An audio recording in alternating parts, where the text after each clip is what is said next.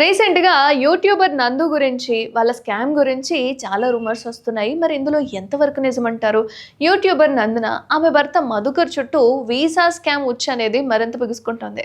విచారణ చేసే కొద్దీ పేజీల కొద్దీ సంచలనాలు బయటపడుతున్నాయి. ఇదేదో ఇప్పటికిప్పుడే మొదలైన స్కామ్ కాదంటున్నారు బాధితులు.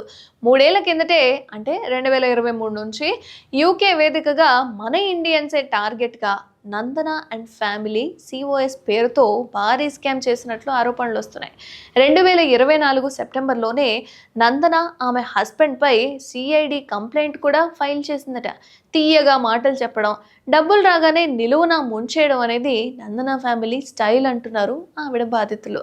సర్టిఫికేట్ ఆఫ్ స్పాన్సర్షిప్ ఇస్తామంటూ నమ్మబలికి డబ్బులు అకౌంట్కు ట్రాన్స్ఫర్ చేయాలని బాధితులకు వల విసురుతున్నారని చెప్తున్నారు. ఇలా ఎంతో మందిని మోసం చేశారంటూ బాధితులు గగ్గోలు పెడుతున్న పరిస్థితి.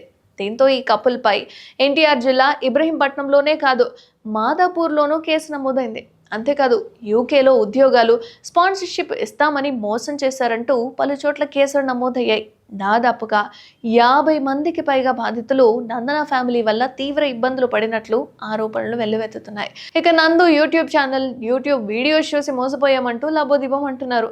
మొత్తానికి నందన ఫ్యామిలీ చుట్టూ స్కామ్ వచ్చి మాత్రం గట్టిగా బిగుసుకున్నట్లే తెలుస్తుంది.